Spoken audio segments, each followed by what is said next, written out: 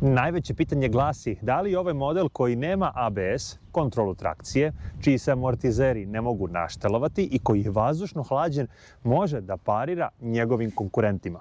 Sponzor kanala je Moto Revolution. Na prvi pogled već se vidi da je reč zaista o jednom lepom, estetsko urađenom modelu, pogotovo ako se na njemu nakači jedna dodatna oprema kao što je ovaj kofer. Dakle, izgleda kao jedan mini maxi adventure skuter. A što se tiče same njegove završne obrade, ona se ne razlikuje mnogo od one koju smo imali prilike da vidimo na jednoj Hondi PCX ili na jednom Sim Jet-X. Jedna lepa završna obrada koja je za pohvalu. Ono čime se ovaj model takođe može ponositi, to je prednja upside down viljuška, a napred se kotrlja točak veličine 14 inča sa dimenzijom gume 110 sa 80. U pitanju su blok šare koje su spremne i za malo prljaviju vožnju, a nazad imamo točak veličine 13 inča sa dimenzijom gume 130 sa 70, a što se tiče samih pneumatika, oni su Cordialovi, dakle to je brend koji je malte ne u rangu sa onim fabričkim CST gumama koje smo imali priliku da vidimo na nekim drugim modelima i brendovima. Što se tiče amortizera, imamo gasne amortizere koji su tu da pomognu oprugama. Vidjet ćemo kako se zapravo ponašaju u vožnji. I što ne bi trebalo biti nerečeno, a to je njegova udaljenost od tla koja iznosi 15 cm, što će vam dobro doći u gradu da se poprete na neki ivičnjak, da bezbedno pređete preko nekog ležećeg policajca i jednostavno da se osjećate sigurno, visoko od tla, što će doprineti i visina samog sedišta koje se nalazi na čak 85 cm. U pitanju je agregat zapremine 124 kubika koji razvija 12 konjskih snaga i 11,8 Nm obrtnog momenta. U njemu je smešten i rezervoar kapaciteta 11 litara koji bi trebalo u nekoj praktičnoj vožnji da nam pruži autonomiju do nekih 300 km. A što se tiče samog sedišta, samog položaja vozača, ja sam svojih 182 cm, jako se lepo smeštam u ovaj model i radi se o jednom zaista mini maxi skuteru koji je iz ove perspektive za mene spreman da ide na put. Sve što ga otkriva da je 125-ica, a to je ovaj upravljač, dakle da imamo upravljač koji je malo širi i malo viši. To bi definitivno izgledalo kao da se radi o jednoj klasi 300 ili 400. Imamo prednju kameru i multifunkcionalni veliki ekran, a ono što je najlepše od svega je što se vrlo lako povezuje sa vašim mobilnim telefonom koji vam nudi screen mirroring aplikaciju kroz njegovu fabričku navigaciju i sa tim u vezi vrlo lako možete i sa vašeg telefona gledati video snimke ili ih jednostavno preuzeti. Sve osnovno je rečeno, hajdemo da vidimo kako se ponaša u vožnji. Ovo je udruženje na 2 točka. Iz priloženog može lepo da se vidi da je reč o zaista onako punomasnom skuteru adventure stila i realno da je samo vetrobran malo drugačiji, vi bi već pretpostavili da je u pitanju neka 300-ka ili 400-ka, a i verujte mi na reč, i sam vozač će se tako osetiti. Evo recimo kada smo već kod tih gabarita i osjećaja vožnji, prostor za sedenje je, ne želim da kažem nestvarno veliki, ali toliko komotan i toliko prija da nema ništa manje mesta za sedenje nego kod ovih adventure skutera u klasi 300-400, otvoreno pričam. A i toliko se stabilno drži na ovim ulicama da je zaista za pohvalu i praktično imao sam predrasudu, nisam očekivao da ovako dobro leži, a za to je zahvalna ova prednja upside down viljuška i gasni amortizeri o kojima ću pričati malo više čim dođemo do neke neravnine. Evo ono što sada primećujemo, to je ovaj migavac koji ne cakće, što nije tipično za skutere kineskog tržišta, jel tako? Ali iz pozicije vozača, evo recimo ako je migavac upaljen ovaj levi, na primjer, vidite da on svetli i to vas sa vremena na vreme može podsjetiti na to da li je on upaljen ili nije. Ne znam da li je to urađeno sa namerom ili bez, ali u svakom slučaju nije ni to loš pokazatelj. Evo ovako sada dok ćemo da stanemo na semaforu, čisto da vidite o kakvoj komociji sam pričao. Dakle, ja sa svojih 182 cm sa vrhovima prstiju se oslanjam na ulicu, što mi nekako godi jer se osjećam da vozim malo veći skuter. Što se tiče same komocije i udobnosti, dosta mesta između upravljača i mojih nogu i kolena. Dakle, mislim da će i malo viši vozači od mene moći lepo da se spakuju. Potkosne podnice rade super posao, mislim da su na mestu za visinu vozača kao što sam ja i zaista ništa mi ne fali da se u ovakvom položaju vozim i malo duže vreme.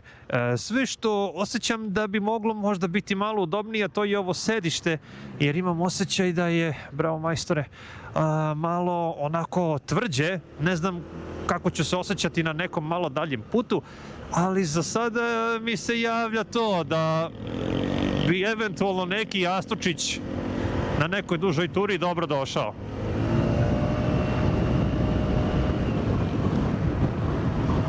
Bez predrasuda, bez pogovora, ovom modelu ovih 12 konja zaista lepo stoji, bez zamerki za gradsku vožnju, ispunit će svaki zahtev svakog vozača i to je neusporno. Došli smo do tih zadnjih amortizera. Dakle, za svaku pohvalu je ta prednja vilica odlično upija sve to baš iznenađujuće dobro. Kada dođe do ovako neke prepreke tipa ležeći policajac, osjećam da se odvajam od sedišta, čak mogu i da se odvojim toliko da više ne sedim na njemu, dakle izbacujem me sa sedišta kao na nekom konjiću i verujem da je to nedostatak mogućnosti štelovanja tih amortizera. Inače ovako stvarno ide napred taj točak, pa bez nekog preterivanja mogu uporediti to oslanjanje, pogotovo napred, sa Sim ADX 125 koji ima ozbiljno ogibljenje i ozbiljno ležanje na drumu. I ovako dok stojimo na semaforu osjećam njegov rad kroz, neću da kažem kroz vibracije, ali radi kao traktorče i onako drmosam se sa njim. I ne mogu da kažem da je to nešto wow mnogo, ali ne bih volio da ovaj semafor potraje duže od 1 minuta. Osjeća se to tak. A što se tiče ovako gasa i vožnje po gradu do 50 km/h, na laganom gasu nema nikakvih strujanja i vibracija, ali kad mu se da gas i kako se mašina zavrti više od 5.500 obrtaja, tu već dolazi do tog režanja, agregat počinje i da reži, ali i da šalje ta strujanja na ručicama. Što se tiče zaštite od vetra, iz priloženog se vidi da tu ne može da se očekuje previše, taj vetrobran je takav kakav je, ali bolje i takav nego da ga nema uopšte. I do 50 km/h stvarno je u redu, nemam mnogo žalbi, pogotovo na ovakvom vremenu kao što je danas, ali kako se pređe ta cifra od 60, vetar ozbiljno udara u vaše lice i u vašu kacigu. Ovdje imamo sada jedno prazno mesto, hajdemo da vidimo kako koči, pogotovo ta zadnja kočnica.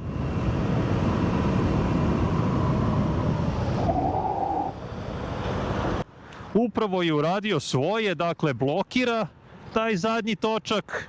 Dakle, ako sam ja sa ovih 50-60 na sat klizao nekih 5 do 7 do 8 metara po suvom vremenu, zamislite šta bi moglo da se desi u slučaju da je kiša, da je klizavo ili ne daj Bože da imamo neko ulje na ovom putu.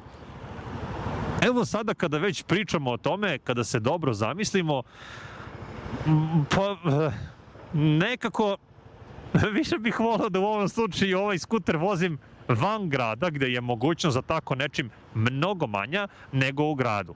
Sa ovim ćemo se svi složiti. Evo sad recimo dok kočim prednjom kočnicom nemam osjećaj nestabilnosti, čak i ranije na malo agresivnijem kočenju koje nisam snimio, prednji točak ne želi da zakuca, ne želi da kliza, nema blokiranja. Da li zato što je on dobro naštelovan ili iz takvog nekog razloga, ne znam, ali ono što bi bilo dosta poželjno u vožnji po gradu, a to je naravno kočenje sa obe kočnice, da se ne bi desilo ono što se desilo meni malo pre.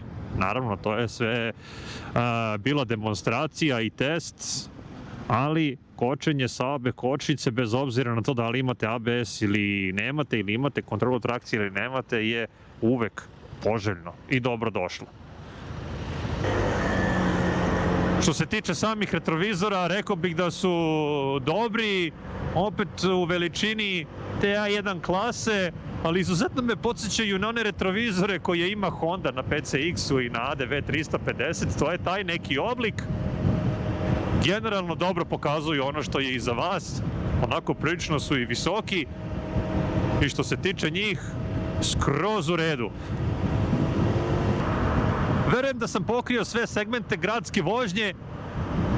Vrlo sam zadovoljan kako se nosi u gradu. Zadovoljan sam položajem sedenja, načinom na koji leži na ulicama, preglednošću, udobnošću, osim spomenutog sedišta i zadnjih amortizera, snage za grad ima i eto to kočenje koje će možda nekome biti mala odbojnica kada se radi u vožnji po gradu i najviše iz tog razloga mene ovaj skuter vuče van grada gde je mogućnost za korišćenjem paničnog kočenja i mogućnosti proklizavanja mnogo manja, a i generalno ceo ovaj gabarit ovog skutera je nekako meni lično mnogo bolji za van grada nego za po gradu. Vrlo iznenađujuće je to kako se ovaj Mališa ponaša na magistrali i na jednom ovakvom putu.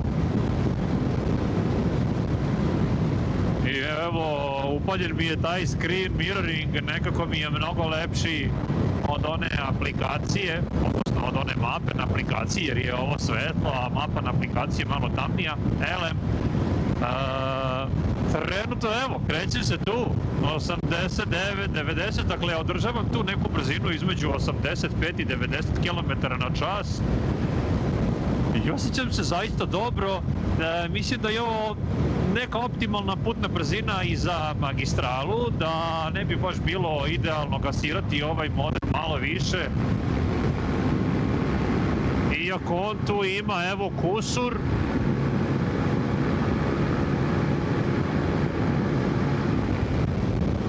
Za svaki slučaj, jer vrlo lako može da se desi da počnete da pretičete i šlepere na ovakvom putu. Jednostavno ležanje je dobro, to visoko sedenje vam zaista imponuje. Inače, sa ovom brzinom na ovakvom magistralnom putu neće vam faliti apsolutno ništa, čak osjećam se mnogo bolje, komodnije, sigurnije na ovom modelu, na ovakvom putu nego po gradu. Jednostavno, nekako mi se čini da je grad malo dosadan za ovaj model. Ne sad, da li iz razloga zbog toga što ja znam da mi ABS, kontrola trakcije, recimo, ne igraju toliko veliku ulogu na ovakvom putu kao u gradu. Ruku na srce, iznenadne situacije su moguće i dešavaju se, ali jednostavno na ovakvom otvorenom putu Mnogo mi više znači to što se ja lepo i komotno i stabilno osjećam nego što znam da nemam taj ABS i kontrolu trakcije. I opet, sad kad znam da ovako lepo leži na magistrali, prosto mi je mrsko da se vratim u grad. Komocije mi ne fali, što se može i lepo videti. Jedino što je bila situacija, to je da nakon nekih sat i 10 minuta vožnje u ovakvim uslovima osjećam već da mi je malo tvrđe sedište i da mi već posle tog vremena fali pauza isključivo zbog sedišta.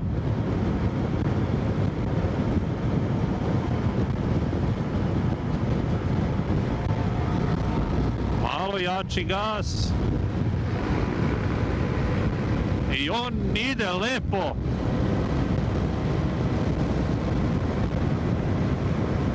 I to je to. Ne trebam ići mnogo brže, ne treba mi, niti je po ograničenjima, a nemam ni mnogo razloga da idem sporije. Sa ovom brzinom, na ovom modelu, bukvalno opušteno na more i da vam ne zapali ništa. Ovo je više putnički skuter za ovakvu jednu vožnju nego za grad. Hajdemo da pogledamo ovaj model malo izbliza. Kao što sam i ranije rekao u najavi, stvarno radi se o jednom lepom finišu, premium maltene izgledu i kvalitetu izrade same plastike. Ako je nekada Peda bila na glasu da ne pravi kvalitetnu plastiku i završnu obradu, ovaj model to govori suprotno. Maltene da je ovo Honda, bila bi šova, ali pošto je Peda, zvaćemo je šova. Stvarno dobro radi, baš lepo gazi napred i mislim da ta prednja viljuška i vadi nekako situaciju ovog zadnjeg amortizera sa kog mi malo po malo pa poleti dupe, oprostite na izrazu, ali svakako da su dobri su da bi možda bilo bolje da se šteluju i da se tu nešto malo koriguje, svakako da bi to možda u nekim narednim verzijama, ako Bog da, bude moguće, to bi onda stvarno bilo super za ovaj model. Nogostupi za suvozača su relativno veliki, a da, lepa dimenzija nogostupa za suvozača. Podnice su stvarno lepe, velike i za veći broj cipela, odnosno patika. A možda ste primetili kako je ovaj raspored mase kod ovog modela.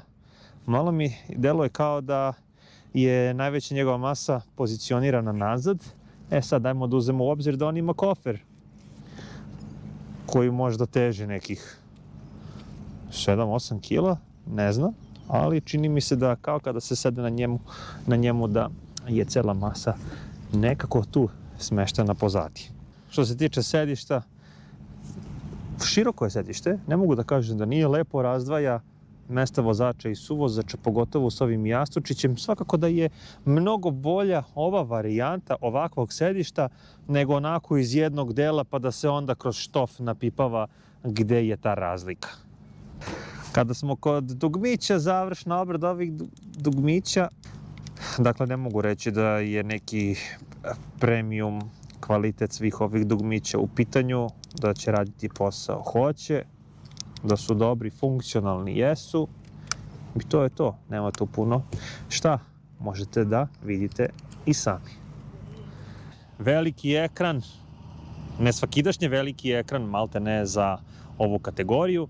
Vas će sigurno zanimati na koji način se to se povezuje sa aplikacijom, a to se radi ovde, Map Pilot, skenira se ovaj QR kod i vrlo se jednostavno već nakon instalacije te aplikacije ulazi u settings i u sve one parametre koji su vrlo jednostavni i sve je to mnogo lakše nego kod nekih drugih brendova. Tu nam je i recimo i kamera.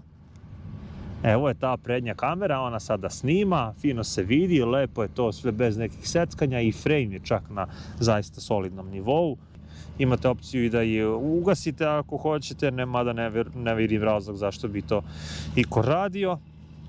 I to je maltene to, a ono što je takođe vredno spomenuti, a to je broj različitih tema displeja koji vam je na raspolaganju, dakle njih je 6, imate i mogućnost da se automatski on prilagođava svetlošću. Dakle, to je to što se tiče same kamere, što se tiče samog menija, što se tiče samog ekrana. Hvala lepo, doviđenja, uživajte i prijatan dan. Sam upravljač, kao što sam rekao, volio bi da je malo širi, da je malo viši, možda bi to bilo i možda i zbog imidža malo korisnije, ali skroz u skladu sa tom klasom i kategorijom. Ovde imamo jedan mali džepić dovoljan da stane mobilni telefon i ključ, a tu se takođe nalazi ovaj USB port koji ima 2 ulaza, jedan za veći, jedan za onaj manji, tip C, guma da ga pokrije. I to je jedina ladica koju možete koristiti i staviti neke stvari. Na dugme se otvara ovaj poklopac za gorivo, vidjet ćete kada ga sipamo. A što se tiče samog prostora ispod sedišta, dakle on nije veliki, lepo je to što se skroz otvara do kraja, a ovde može da stane jedna jet kaciga. Ja nisam uspeo da stavim moju full face kacigu i možda je to jedan razlog više zbog koje ćete voleti da sebi priuštite jedan kofer. Inače, ovaj kofer može se kupiti i u salonu Skuteri Beograd. On je na ključ i ovaj praktično kofer veličine, odnosno zapremine 45 litara. Evo ga. Tapaciran. Mislim da košta oko 15.000 i ono što bih ja preporučio ukoliko ćete se voziti po gradu, a ja sam je koristio na snimanju, možda ste mogli i da primetite, a to je ova soft shell jakna Dark Bike koja je mešavina dukserice i prolećne jakne, ima protektore na ramenu, laktu i na leđima i jako je lagana, udobna za vožnju, pogotovo za gradske uslove. Ja bih se generalno držao ove jakne samo za vožnju po gradu, ne za neke touring varijante, ne daj Bože ako dođe do klizanja, uvek je sigurnije imati onu čvršću jaknu nego soft shell. Tu se slažemo svi, bacite 5.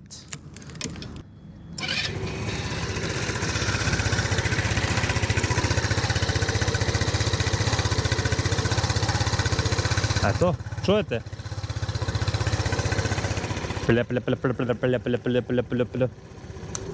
Hvala.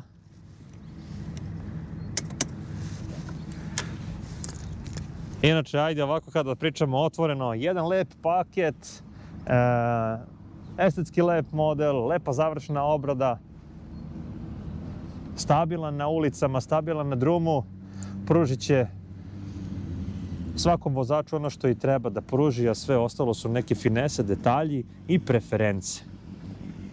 Ajmo da vidimo ubrzanje od 0 do 100 i koja je to neka njegova moguća maksimalna brzina.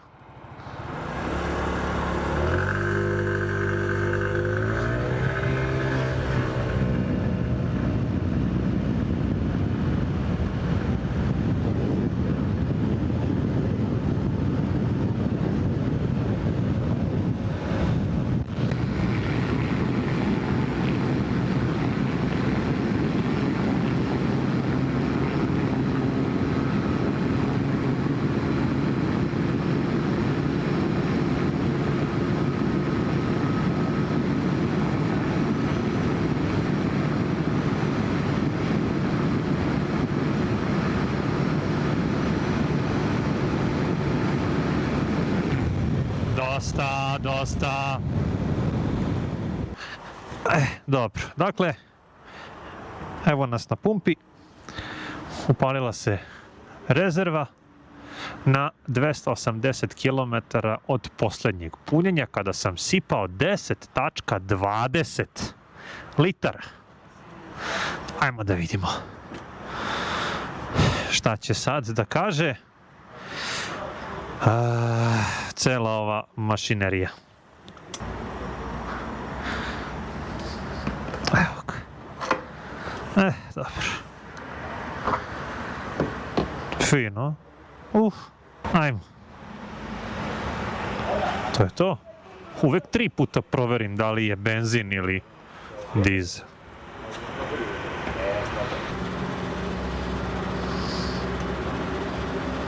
Ho. I to je to.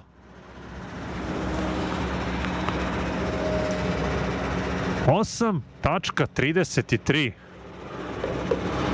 Znači, sipao sam 2 litre manje nego što sam to uradio protekli put kada je rezerva treptala. Ali ko će se sa time igrati, ko će to rizikovati. Dakle, evo, gotovo do čepa. Fino. Dakle, ajmo još jednom samo da rezimiramo. Nakon 280 kilometara do čepa 8.33.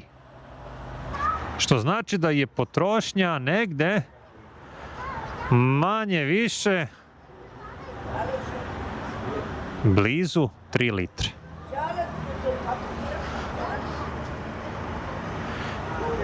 A motor je nerazrađen. Da podvučemo, jer sa razradom modela i ta potrošnja će se eventualno malo smanjiti. Sada kada nam je pun rezervar, možemo da idemo dalje. Dakle, 8.500 obrtaja je već crveno.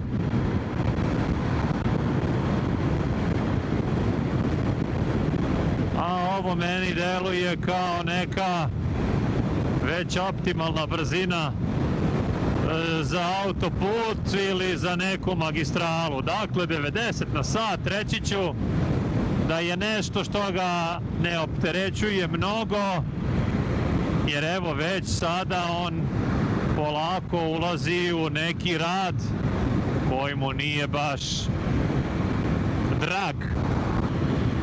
Ima ovde na potkolenici udara vetra, ovo je sve rasterećeno ovde. Zaista prijatno, dakle, butine, moje noge i sve tu do mog stomaka je maltene rasterećeno. Jer se vidi odmah da je ova plastika tu u predelu nogu zaista ozbiljna. Ali ono što najviše trpi je moj gornji deo tela. Grudni koš, ramena, nadlaktice, glava, vrat i tome slično. Što se tiče same stabilnosti, stabilan je skuter, ništa. Dakle, bukvalno kao jedna 300 ili kao 400. Nemam tu puno reči, nemam tu mnogo zamerke ni na šta. Malte ne, to je to, bez neke velike filozofije. Fino se ponaša na autoputu za ovaj gabarit i za već navedenu brzinu. Ajmo da sumiramo utiske za kraj.